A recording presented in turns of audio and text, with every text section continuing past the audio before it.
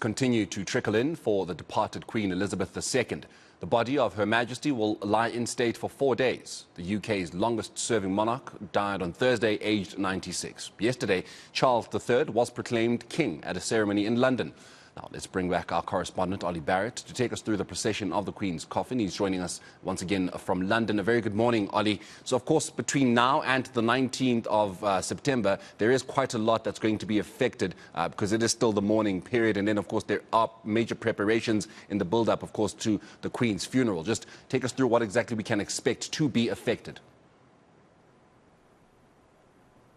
Yeah, there's lots going on between now and the 19th of September, which has, as you say, been confirmed as the day of the state funeral and also a public holiday here in the UK as well.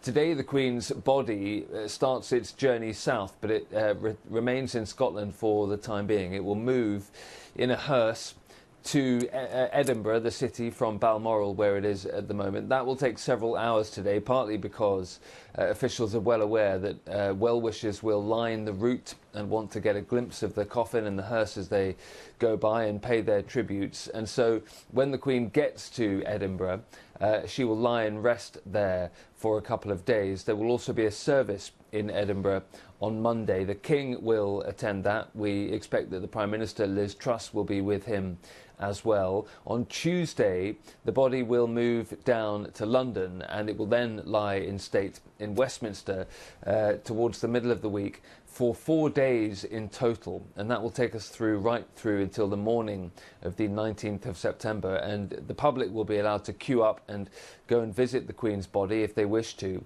Officials are preparing for something like 2 million people every single day of that 4-day period wanting to go and see the Queen, and that will be open to the public nearly 24 hours a day over that period. In the intervening days as well, King Charles will continue his tour of the United Kingdom. So Scotland on Monday for that service, but also later in the week he'll visit Northern Ireland and Wales as well, making sure that he is being seen in every nation of the United Kingdom that he is now the monarch of. That is crucial to him, and it's also an opportunity for the new Prime Minister, Liz Truss, to be seen a bit more. She's going to be travelling with the King, we understand, over the next few days.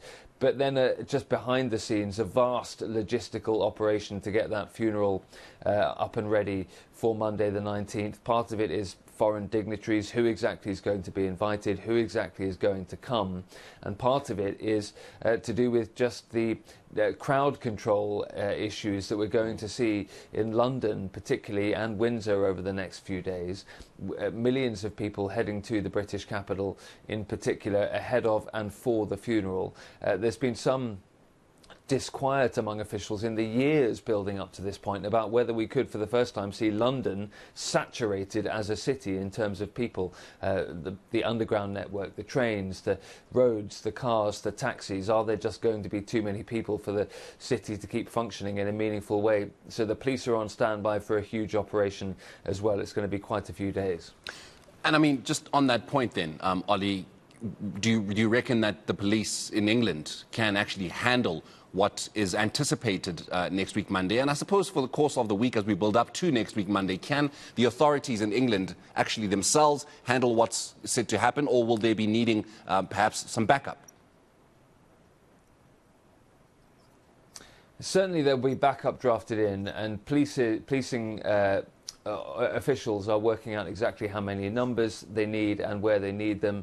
All sorts of levers being cancelled, and extra officials being drafted in to make sure that this goes smoothly. In one sense, authorities have had years to prepare for this. This is a well-rehearsed plan. There's protocol in place. They've been preparing for exactly this eventuality. On the other hand, no one's ever seen anything like this before, and so no one really knows how many people will turn up, just how complicated it's going to be. There are certainly challenges ahead, that is clear. We spoke about sport this time yesterday. I mean, one issue is that if there are going to be a couple of million people on the streets of London over the weekend, next weekend ahead of the funeral, can football matches in the Premier League and lower divisions go ahead under that scenario? Can enough police be spared from London to deal with particularly football matches in and around the British capital. So there are lots of questions that still remain, but as I say, authorities have had a lot of time to get their plans ready, and we will see whether they are up to the task. One of the matches, now that you mentioned actually the conversation you and I had yesterday about the football, the Premier League, of course, is that necessarily the football fans would not want to go into a second weekend of postponed matches. But because London is going to be the centre of attention for the globe, one of the matches, and it's actually one of the bigger matches, is Chelsea up against Liverpool, and that's going to be happening on Sunday evening.